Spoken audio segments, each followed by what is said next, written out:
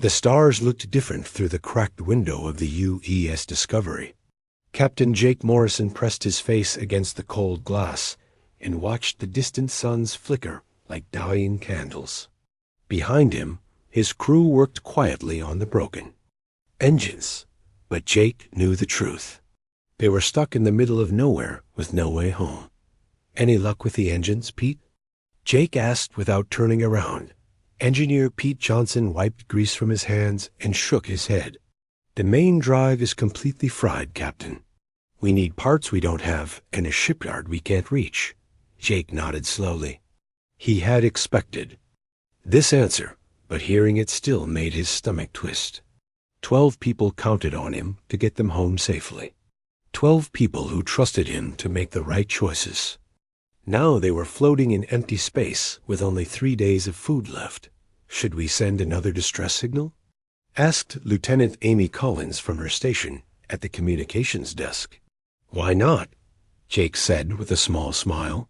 "Maybe someone friendly will hear it this time."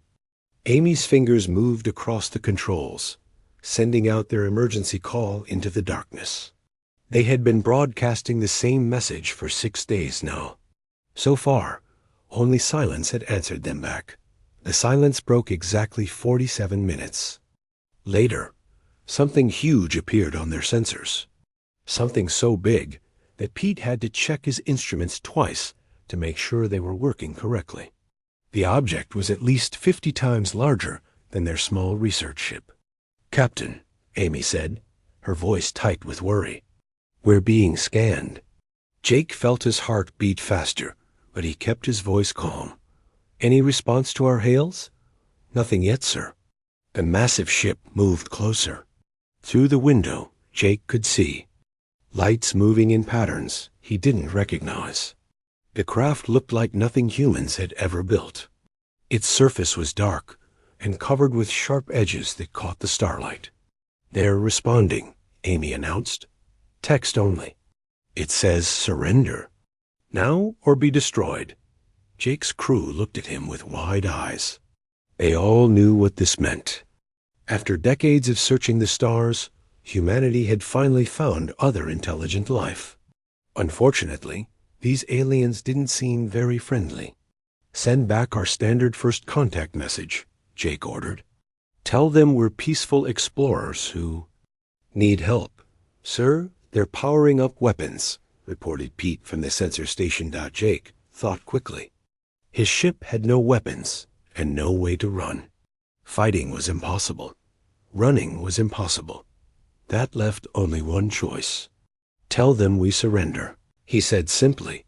The alien ship was so large that the Discovery fit inside its docking bay like a toy. Jake watched through the windows as metal arms grabbed his ship and pulled it into a cavernous chamber filled with strange machinery. "Remember," Jake told his crew as they prepared to meet their captors, "we're representatives of humanity now. Let's make a good first impression." Dr. Lisa Martinez checked her medical kit one more time. "What if they want to hurt us?" "Then we'll face it with dignity," Jake replied. "But let's hope they're just curious about us." The airlock hissed open, and Jake got his first look at an alien being. The creature stood nearly 8 feet tall and looked like a giant insect crossed with a knight in armor. Its body was covered in hard, dark plates that shimmered with an oily rainbow sheen. 4 arms ended in hands with too many fingers, and its head held at least 6 eyes arranged in a complex pattern. More aliens surrounded Jake's crew, all carrying weapons that hummed with energy. Their movements were quick and precise, like hunting. Spiders. Jake could feel the fear radiating from his people, but he stepped forward with a calm smile. "Greetings," he said clearly. "I'm Captain Jake Morrison of the United Earthship Discovery. We thank you for responding to our distress call." The aliens exchanged glances with each other. One of them, wearing more decorations than the others, stepped closer to Jake. When it spoke, a device on its chest translated the words into English. "You will come with us now. Your people will remain here under guard." Jake nodded politely.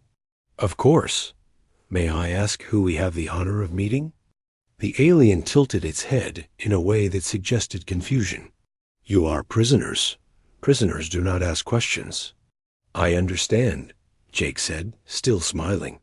I was just hoping to learn about your people. We've never met anyone from beyond our solar system before.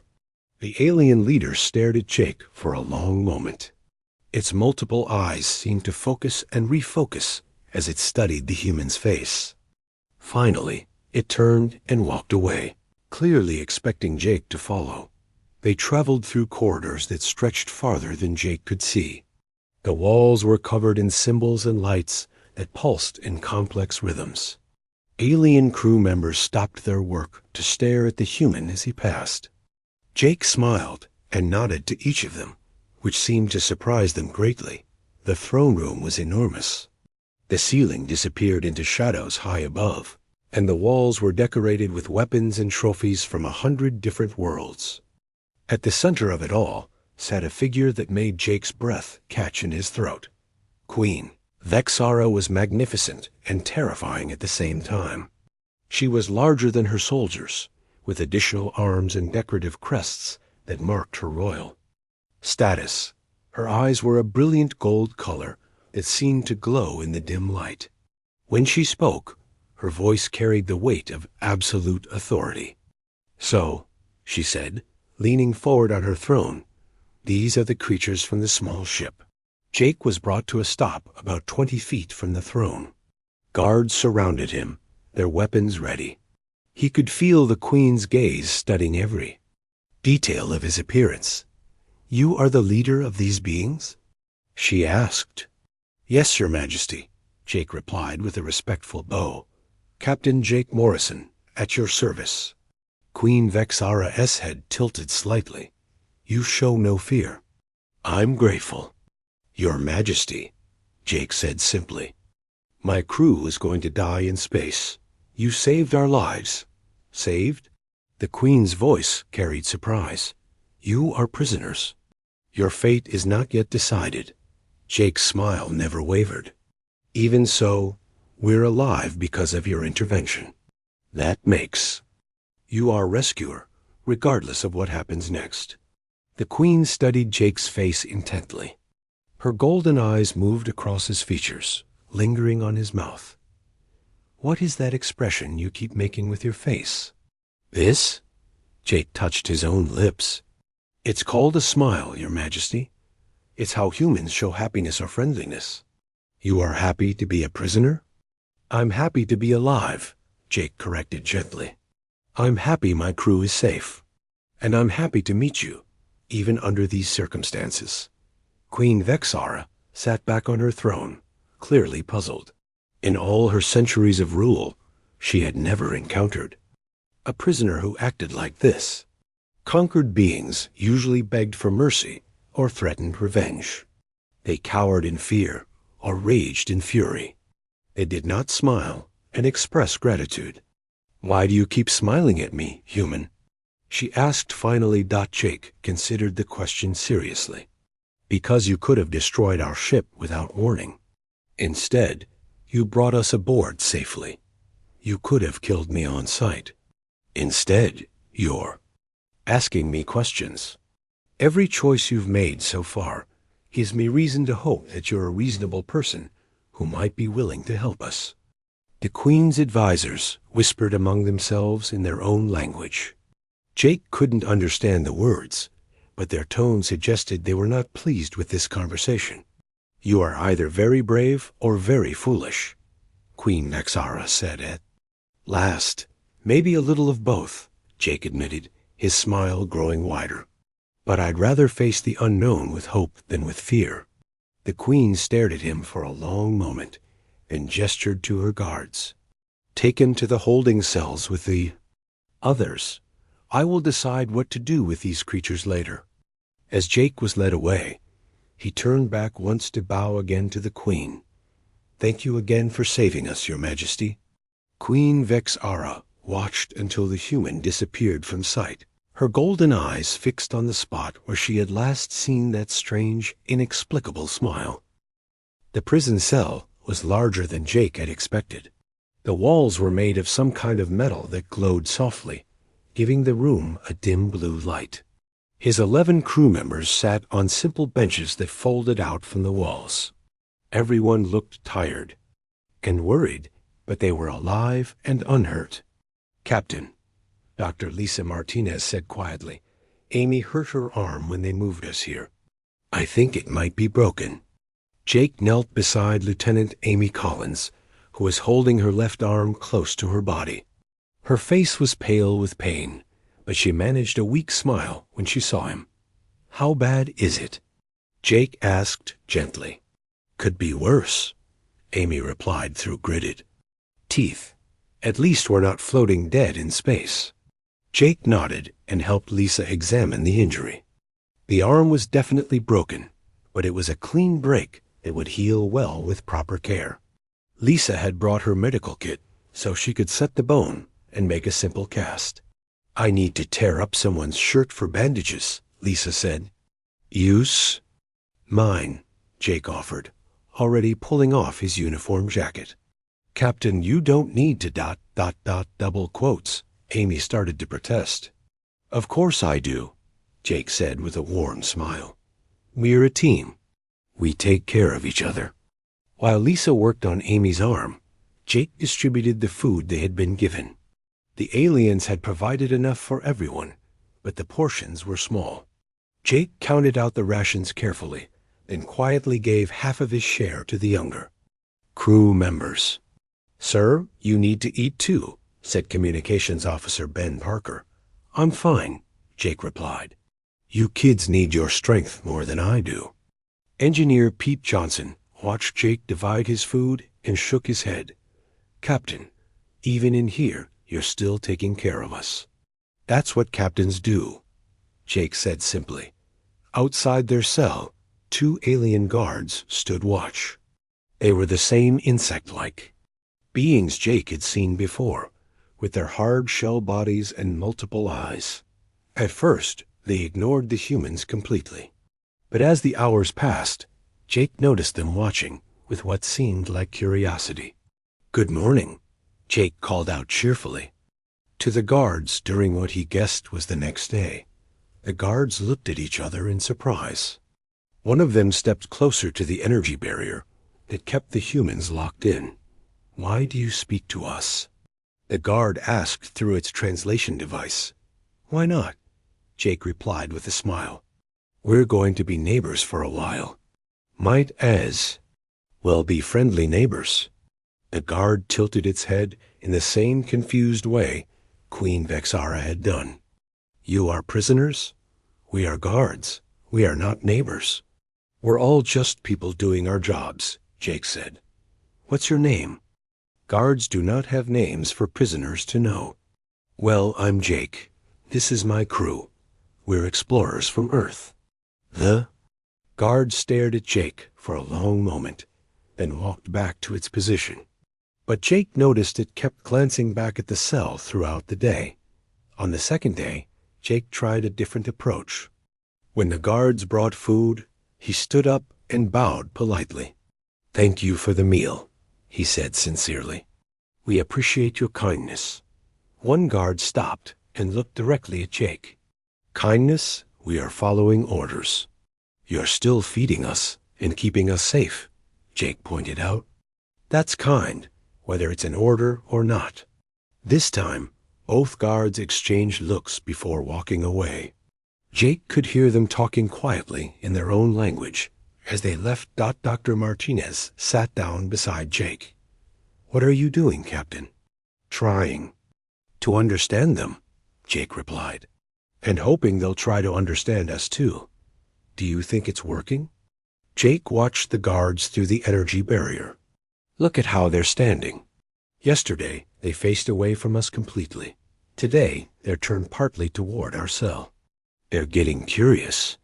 Amy Collins, her arm now in a proper cast, joined the conversation.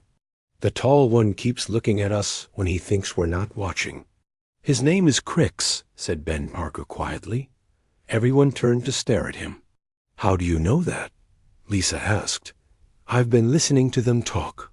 Their language isn't too hard to pick up if you pay attention. The shorter one is called Vaughn. Jake smiled proudly. That's excellent work, Ben. Have you learned anything else? They think we're weird, Ben reported. Vaughn keeps saying he's never seen prisoners act like us before. Crix thinks we might be pretending to be friendly to trick them. What do you think we should do about that?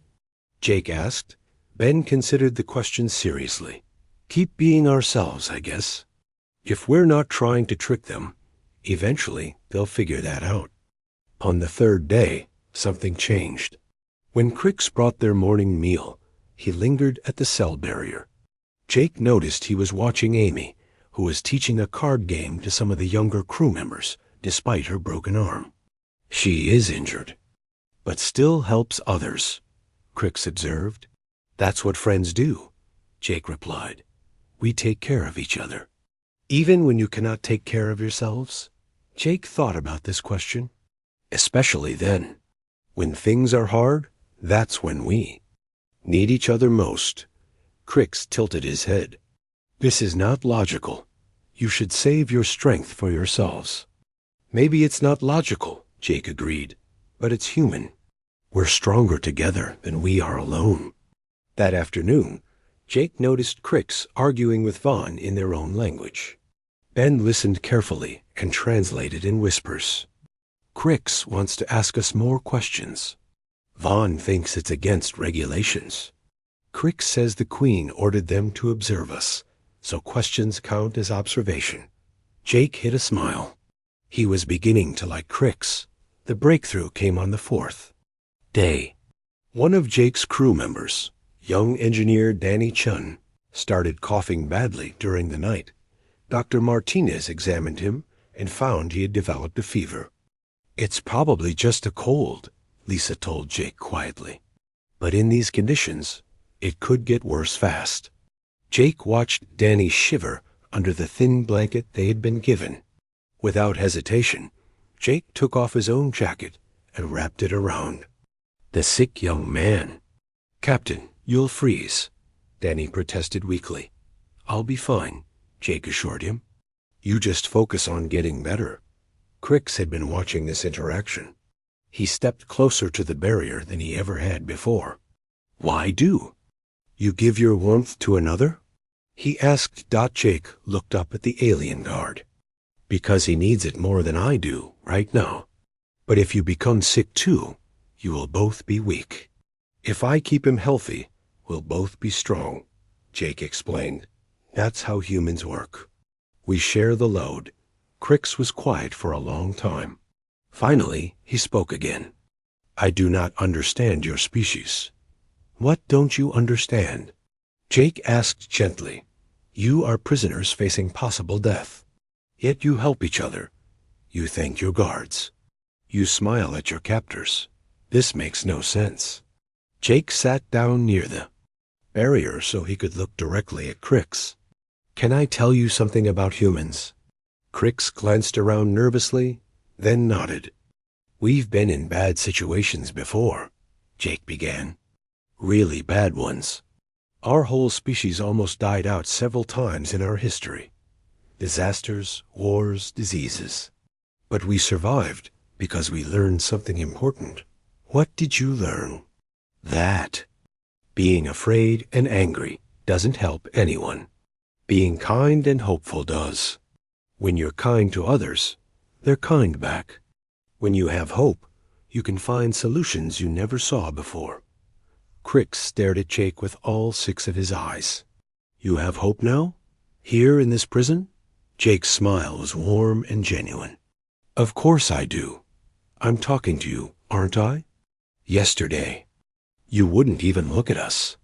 Today we're having a real conversation. That's progress. Progress toward what? Understanding, Jake said simply. And understanding is the first step toward friendship. That night, Jake noticed something different. Crix had adjusted the temperature controls to make their cell warmer. When Jake caught his eye and nodded in thanks, Crix quickly looked away. But Jake could have sworn He saw something like embarrassment in the alien's posture. The next morning brought a surprise visitor. Queen Vexara herself appeared outside their cell, accompanied by several advisors and guards. Jake immediately stood and bowed respectfully. "Your Majesty," he said with genuine pleasure, "what an honor to see you again." The Queen studied Jake's face intently. "My guards report unusual behavior from you and your crew. I hope we haven't caused any trouble," Jake replied. "They say you thank them for following orders. You share food when you have little. You care for the weak among you even when it costs. You comfort." Her golden eyes narrowed. "Why do you do these things?" Jake considered his answer carefully. "Because that's who we are, Your Majesty. That's who humans choose to be." Queen Vexara looked around the cell, taking in the sight of Jake's crew. Amy was helping Danny eat despite her broken arm. Pete was mending someone's torn clothing. Lisa was checking on everyone's health. Even as prisoners in an uncertain situation, they were taking care of each other. "Most curious," the Queen murmured. She turned back to Jake. "I will observe you further before deciding your fate." As she walked away, Jake called after her. "Thank you for your patience with us, Your Majesty, and thank you for keeping us safe."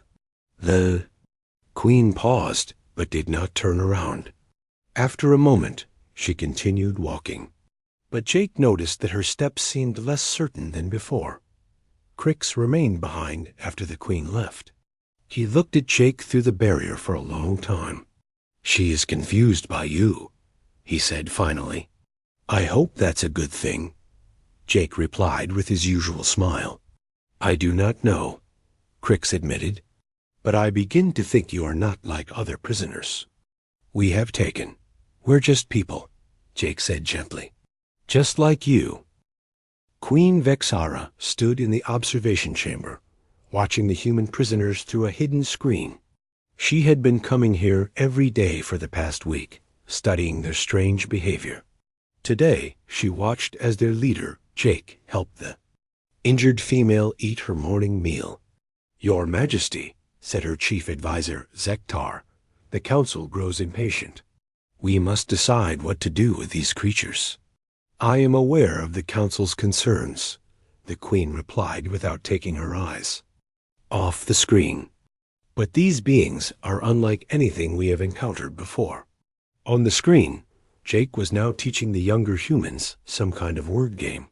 Even in captivity, facing an unknown fate, he was trying to keep their spirits up. The Queen found this behavior completely puzzling. "They are weak," Zektar said with disgust. "They waste energy on useless activities." "Do they?" the Queen asked. "Look at them carefully. They have been our prisoners for over a week. Most species would be broken by now. These humans seem as strong as the day we captured them." Zektar studied the screen. It was true that the humans showed no signs of despair or defeat. If anything, they seemed to be adapting to their situation with remarkable ease. "Perhaps we should question the leader more directly," Zektar suggested. The Queen nodded slowly. "Bring him to my private chambers, alone." An hour later, Jake was escorted through corridors he had never seen before. These passages were smaller and more decorated than the main halls of the ship. The walls were covered with artwork and symbols that spoke of the Queen's long history and great achievements. The Queen's private chamber was surprisingly simple. Unlike the grand throne room, this space felt more personal. There were comfortable chairs, shelves full of books, and large windows that looked out at the stars. Queen Vexara sat in one of the chairs, gesturing for Jake to take the seat across from her. "You seem surprised by this room," she observed. Jake looked around with genuine interest. "It's beautiful, Your Majesty. Much more peaceful than I expected." "You expected something different?" "I suppose I thought all alien leaders would surround themselves with weapons and trophies," Jake admitted. "But this feels like a place where someone comes to think." The Queen tilted her head. "You are perceptive. This is indeed where I come to consider difficult problems. Am I a difficult problem? Jake asked with a small smile. You are the most difficult problem I have encountered in 3 centuries of rule, the Queen said seriously. I have conquered dozens of worlds and taken thousands of prisoners. None have ever behaved as you do. Jake leaned forward slightly. How do other prisoners usually act?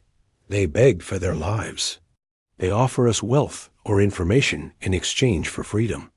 They threaten revenge or curse our names. Some simply break and become empty shells. The Queen's golden eyes fixed on Jake's face. You do none of these things. Would any of those responses help my crew? Jake asked. No, the Queen admitted. But that does not stop most beings from trying them. Jake nodded thoughtfully. Your Majesty, may I ask you something? You may ask. I may not answer. Have you ever faced a situation where you thought all hope was lost? The Queen was quiet for a long moment. Yes. When I was young, my planet was attacked by a plague that killed most of my people. I watched my family die one by one. I thought, our entire race would be wiped out. How did you survive? By fighting, by refusing to give up, by doing whatever was necessary to save what remained of my people. Jake smiled gently. That's exactly what I'm doing now. The Queen stared at him. You are not fighting. You are not even trying to escape. I'm fighting in the only way that makes sense, Jake explained. Your Majesty, you could have killed us at any moment since we arrived. The fact that we're still alive tells me you're not our enemy. You're just someone who doesn't understand. US yet. So you fight by smiling and being pleasant? I fight by being human, Jake said simply. Let me tell you about my species, Your Majesty. We've been through terrible things. Wars that killed millions.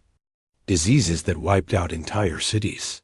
Natural disasters that destroyed our homes. But we learned something from all that suffering. What did you learn?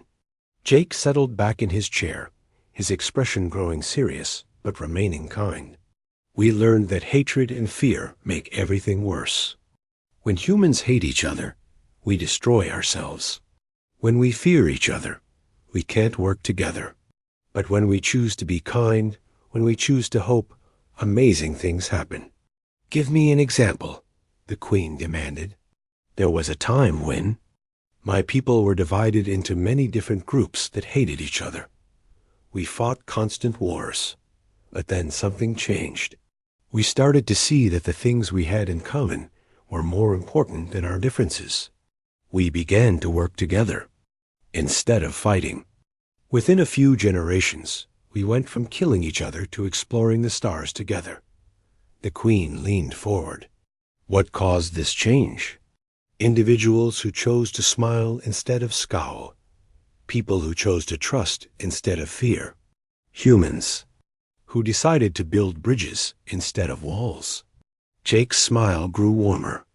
It starts with just one person treating another person with kindness. Then it spreads. You believe your smile will change my mind about your fate. I believe my smile shows you who I really am, Jake corrected. And once you know who I am, you'll make whatever decision you think is right. I trust you to be fair. The Queen stood up abruptly and walked to the window. She stared out at the stars for several minutes while Jake waited patiently. You said you have a family, she said finally. Double quotes. Yes, Your Majesty. A daughter named Katie. She's 8 years old.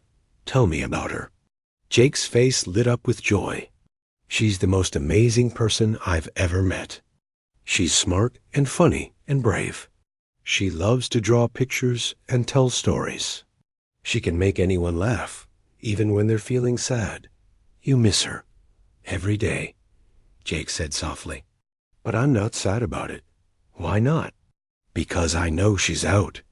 There, probably drawing me a picture right now. She's learning and growing and making the world a little brighter just by being herself. Even if I never see her again, I'm happy knowing she exists." The Queen turned back to face Jake. "Most beings would be angry at being separated from their young. Anger wouldn't bring me back to her any faster," Jake replied. "But staying positive might help me find a way to get home. And even if it doesn't, I'd rather spend whatever time I have left being happy about the good things in my life instead of being miserable about the bad things." "This is why you smile," the Queen said, understanding beginning to dawn in her voice. "This is why I smile," Jake agreed. "Not because I'm stupid or weak or trying to trick anyone. I smile because I choose to focus on the good things. I smile because it makes me feel better, and it makes other people feel better too. I smile because it's how I fight against despair." Queen Vexara sat down again, studying Jake's face intently. "Your guards report that your crew behaves the same way. They help each other. They remain cheerful despite their situation. They even show kindness to their captors. We're all human," Jake said with pride. "We all learned the same lessons. We all made the same choice to be kind instead of cruel, hopeful instead of fearful. And you believe this makes you strong?" "I know it does," Jake replied confidently. "Your Majesty, look at what's happened since we arrived. Your guards are curious about us instead of just ignoring us. You've spent hours trying to understand us instead of simply disposing of us. We've been prisoners for over a week, but we've made you think about things you never thought about before." The Queen was silent for a long time. When she spoke again, her voice was thoughtful. "My advisors believe you are either fools or liars. What do you believe?" "I believe you are something new," the Queen said slowly. "Something I have never encountered before. You claim that kindness is strength, that hope is power. Most beings would call this nonsense. Most beings haven't met humans before," Jake pointed out with a grin. For the first time since Jake had met her, Queen Vexara's expression softened slightly. "Indeed they have not. Your Majesty, may I ask what you plan to do with us?" The Queen stood up. "I have not decided yet. But I will tell you this, Jake Morrison of Earth. You have given me much to think about. I must consider whether your way of thinking could be useful to my people." "I hope it can be," Jake said sincerely. "Your people seem strong and capable.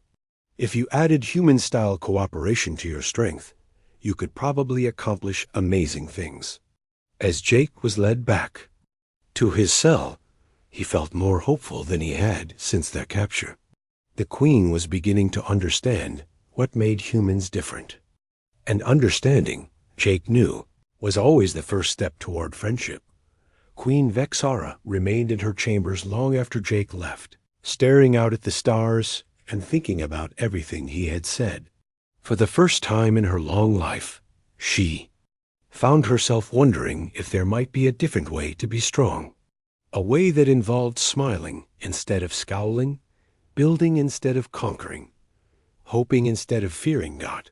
It was a strange and unsettling thought. But it was also, she had to admit, an intriguing one. The War Council chamber buzzed with angry voices. Queen Vexara sat at the head of the long table, listening to her advisors argue about the human prisoners. The discussion had been going on for 2 hours, and tempers were running high.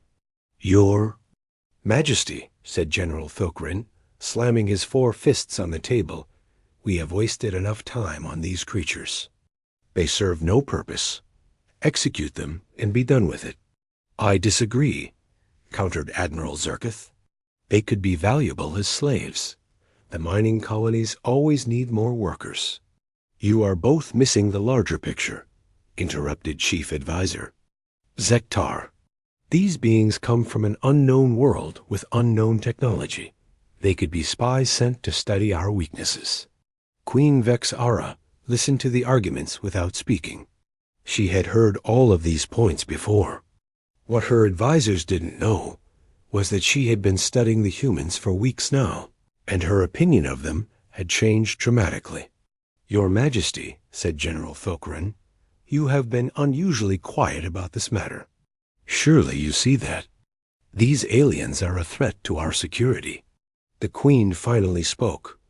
Tell me, General, how exactly do you see them as a threat? They refuse to show proper fear, Thokran replied immediately. They do not beg or bargain like normal prisoners. This suggests they are hiding something. Or, the Queen said carefully, it suggests they are exactly what they claim to be, peaceful explorers who need our help. The room fell silent. Several advisors exchanged worried glances. It was not like their Queen to show sympathy for prisoners. Your Majesty, said Zektar slowly, perhaps these creatures have somehow influenced your thinking. Some species are known to have mental powers. Queen Vexara's eyes flashed with anger. You think I am weak-minded enough to be controlled by prisoners? Of course not, Your Majesty, Zektar backpedaled quickly. But their strange behavior is clearly having some effect on our crew. The guards speak of them fondly. Some of our engineers have even asked to examine their technology. This was news to the Queen. What do you mean? Admiral Zerkith pulled out a data pad. The human ship contains several technologies we do not recognize. Our engineers are curious about their power systems and communications equipment. Some have requested permission to work with the human engineer to understand these systems better. And you see this as a problem? The Queen asked. I see it as evidence that these creatures are more dangerous than they appear, Zerkith replied. They are winning over our people without even trying. Queen Vexara stood up and walked to the large viewing screen that dominated one wall of the chamber. With a gesture, she activated the display, showing the human holding cell. On the screen, Jake was helping his injured crew member, Amy, practice. Moving her healing arm, Dr. Martinez was teaching several crew members some kind of medical technique. Engineer Pete was sketching diagrams on the floor, showing the others how something worked. Look at them, the Queen said. Do they appear to be plotting against us? Appearances can be deceiving, General Thokran muttered. Indeed they can, the Queen agreed. But sometimes they reveal the truth. She changed the view to show the corridor outside the human cell. 2 guards stood on duty, but instead of facing away from the prisoners, as protocol demanded, they were turned toward the cell, clearly listening to something happening inside. Your guards seem quite interested in their prisoners, observed Admiral. Zerkith, the Queen enhanced the audio. Jake's voice came through the speakers, telling some kind of story that made his crew laugh. Even the guards seemed to be enjoying the tale. He is telling them about his home world, the Queen explained. About festivals where humans gather to celebrate the changing seasons. About games they play and foods they eat. About how children learn to swim in natural bodies of water. Why would he share such information? Asked Zektar suspiciously. Because he enjoys sharing, the Queen replied. Because making others happy makes him happy too. General Thokren snorted in disgust. Such weakness. No wonder their ship was disabled. A species that soft could never survive real hardship. Queen Vexara turned to face her general. Their ship was disabled by a mechanical failure, not by weakness, and I would hardly call them soft. They have been our prisoners for weeks, facing possible death, yet they remain strong and united. They remain naive, Thokren corrected. There is a difference. The Queen was about to respond when her communications officer entered the chamber. Your Majesty, the officer said, we are receiving priority messages from the High Command. They are asking about our status and mission progress. Queen Vexara felt her stomach tighten. She had been avoiding communications with the High Command for several days, knowing they would want to report on the human prisoners. What should I tell them? The communications officer asked. Tell them we are still conducting our survey mission, and will report when we have significant findings. The Queen replied. After the officer left, Admiral Zerkith leaned forward. Your Majesty, we cannot delay much longer. The High Command expects regular reports. They will become suspicious if we remain silent. What do you suggest we tell them? The Queen asked. That we captured aliens who smile too much?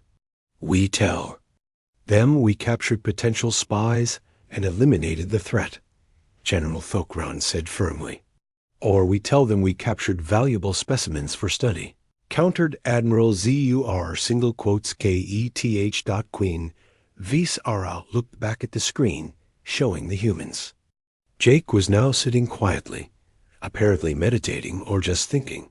His face wore that same peaceful expression she had seen so many times before. There is a third option, she said slowly. Her advisors waited for her to continue. We could tell them we made first contact with a new intelligent species and are conducting diplomatic talks. The room erupted in shocked voices. General Thokran stood up so quickly his chair fell over. Diplomatic talks? He roared. Your Majesty, they are prisoners, not ambassadors. Are they? The Queen asked calmly. They came to us asking for help. We responded by taking them prisoner. Who exactly is the aggressor in this situation? They invaded our space, Sektar protested. They were drifting helplessly in neutral territory, the Queen corrected. Their distress signal was a call for help, not an act of war. Admiral Zerkith looked confused. Your Majesty, what are you suggesting? Queen Vexara took a deep breath. She had been thinking about this moment for days, but she still wasn't sure she was making the right choice. I am suggesting we treat them as what they claim to be, peaceful explorers who need our assistance. You want to release them? General Thokran asked in disbelief. I want to give them the choice to stay, the Queen replied. The silence that followed was deafening. Her advisors stared at her, as if she had declared her intention to step down from the throne. Your Majesty, Sektar said carefully, perhaps you should rest before making such a momentous decision. The stress of command can sometimes— I am perfectly clear in my thinking, the Queen interrupted. In fact, I may be thinking more clearly than I have in years. She turned back to the screen, where Jake was now helping Danny Chun, who had fully recovered from his illness, learn some kind of hand exercise. Look at what they have accomplished in just a few weeks, she continued. Their injured crew member is healing faster than our doctors predicted. Their sick crew member recovered completely. Their morale remains high despite their circumstances. They have even improved the mood of our guards. So? General Thokran demanded. So imagine what they could accomplish if they were working with us instead of being held by us. Admiral Zerkith frowned. You think they could be useful to our mission? I think they could be useful to our entire civilization, the Queen replied. They have knowledge we lack, technologies we don't understand, and most importantly, they have a way of thinking that might solve problems we never knew how to approach. This is madness, General Thokran declared. Your Majesty, I must protest this course of action in the strongest possible terms. Queen Vexara faced her general directly. Your protest is noted and rejected. She walked back to her chair and sat down with the bearing of someone who had made a final decision. I will speak with the human leader again, she announced. I will offer him and his crew a choice. They can remain as our guests and share their knowledge with us, or we can repair their ship and allow them to continue their journey. And if the High Command disapproves? Asked Sektar. Then I will deal with the High Command, the Queen replied. Firmly as her advisors filed out of the chamber, still muttering among themselves, Queen Vexara remained alone with her thoughts. She knew she was taking an enormous risk. Her entire career, her position, maybe even her life could be at stake. But when she thought about Jake's smile and his unwavering belief in the goodness of others, she felt something she hadn't experienced in decades. She felt hope. And hope, she was beginning to understand, might be the most powerful force in the universe. Later that day, as she prepared to meet with Jake again, Queen Vexara caught herself doing something she hadn't done since she was a child. She was practicing smiling in the mirror, trying to understand what made the expression so powerful. It felt strange on her face, but not unpleasant. In fact, it felt rather nice. Perhaps, she thought, it was time to learn something new. Jake was sitting quietly in his cell when the guards came for him. This time, instead of the usual escort, Crix himself opened the energy barrier. "The Queen wishes to see you," Crix said, but his tone was different than before, friendlier. "Of course," Jake replied, standing up with his usual smile. "How are you today, Crix?" The alien guard paused. "I am, well, Jake Morrison. Thank you for asking." It was the first time Crix had used Jake's name, and it wasn't lost on either of them. As they walked through the corridors, Jake noticed other changes too. Crew members who used to ignore him now nodded politely as he passed. Some even made what looked like attempts at smiling. The Queen was waiting in her throne room, but she wasn't sitting on her throne. Instead, she stood near the large windows, looking out at the stars.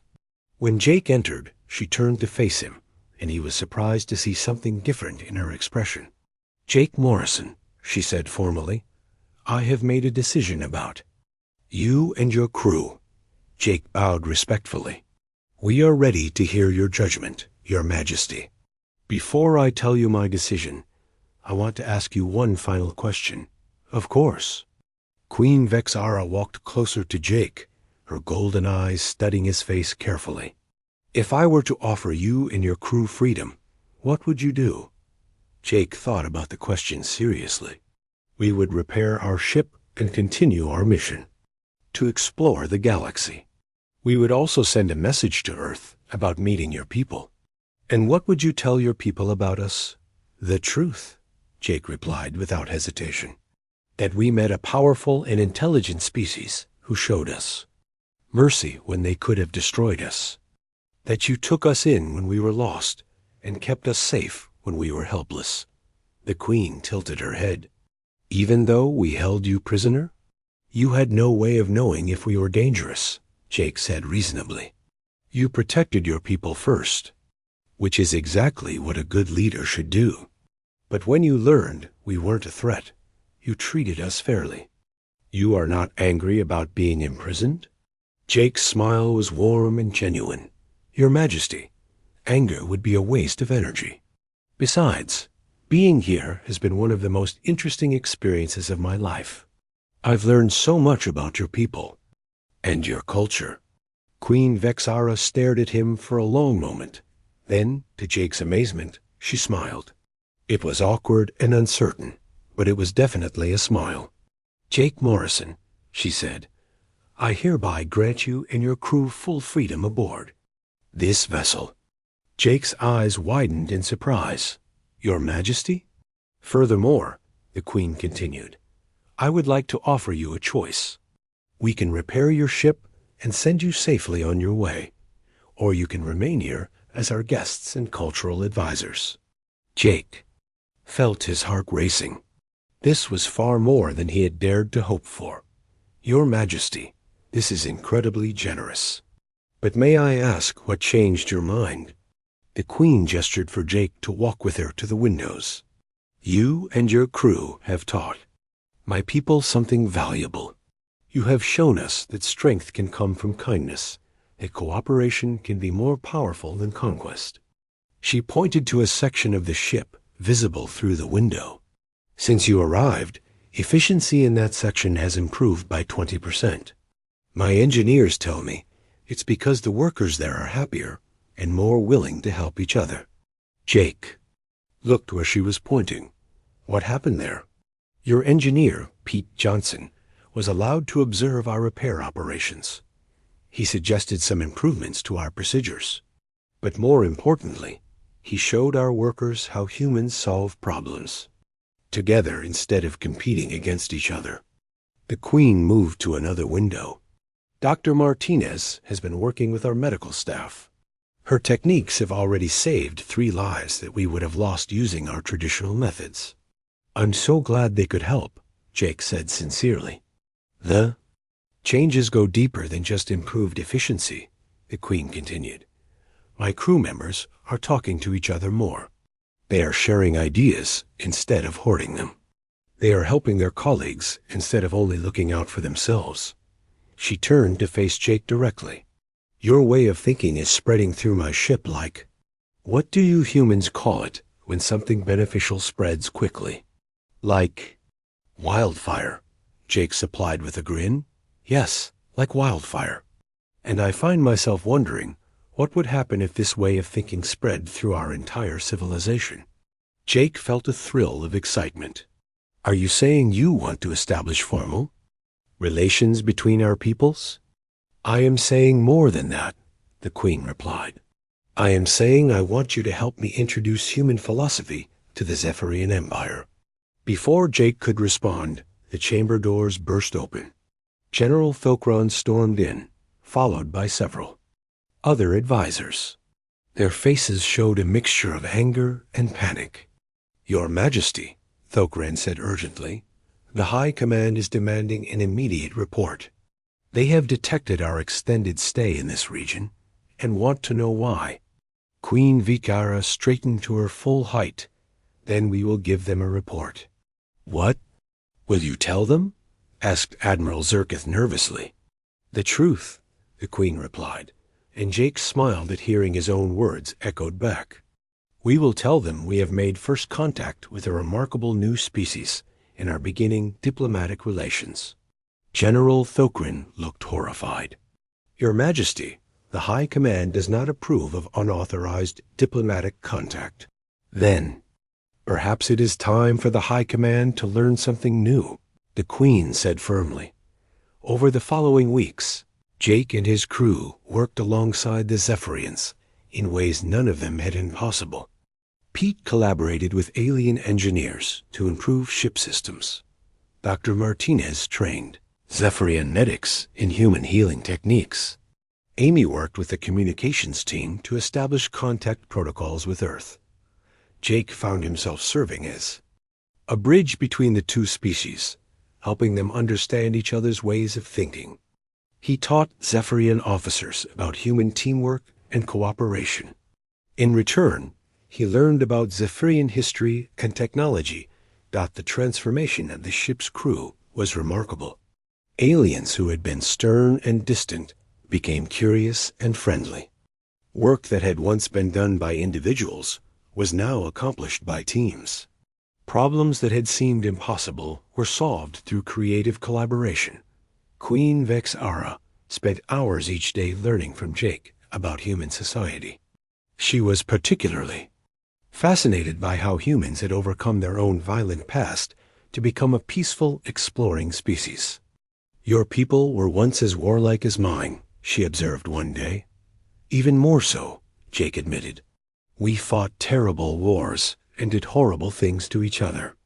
But we learned that cooperation was more powerful than conflict. How long did this transformation take? Generations, Jake replied honestly. It wasn't easy or quick, but each generation chose to be a little kinder, a little more understanding than the one before. The Queen nodded thoughtfully. And you believe my people could make the same choice? I believe any people can make that choice, Jake said with conviction. It just takes someone brave enough to take the first step. When the High commands. Response finally came. It was not what anyone expected. Instead of anger or punishment, the message expressed curiosity. They wanted to meet these humans, who had apparently impressed the mighty Queen Vex-Ara so much. They're sending a delegation, the Queen announced to Jake and her senior staff. They want to see these changes for themselves. Jake felt nervous. For the first time since their capture. What if they don't approve? Queen Vex-Ara smiled, and Jake noticed that her smiles were becoming more natural every day. Then we will show them what we have learned. We will demonstrate that your way of thinking makes us stronger, not weaker. 3 months later, Jake stood on the bridge of the Zephyrian flagship as it approached Earth. He was no longer a prisoner, but an official ambassador of the Zephyrian Empire. His crew had chosen to remain with the fleet as cultural advisors and teachers. "Are you ready to go home?" Queen Vexara asked as Earth appeared on the main screen. Jake looked at the blue and white planet where his daughter Katie was waiting for him. Then he looked around the bridge at the Zephyrian crew members who had become his friends. "I am ready to introduce my two families to each other," he said with the same warm smile that had started everything. As the ship approached Earth, Jake received a communication from the planet's surface. Katie's face appeared on the screen, older now, but still with the same bright eyes and infectious grin. "Daddy," she squealed with delight. "You're home, and you brought friends." Jake laughed, feeling tears of joy run down his cheeks. "Yes, sweetheart. I brought some very special friends. Wait until you meet them." In the background, Queen Vexara watched this reunion with wonder. She was beginning to understand that Jake's smile had never been about weakness or naivety.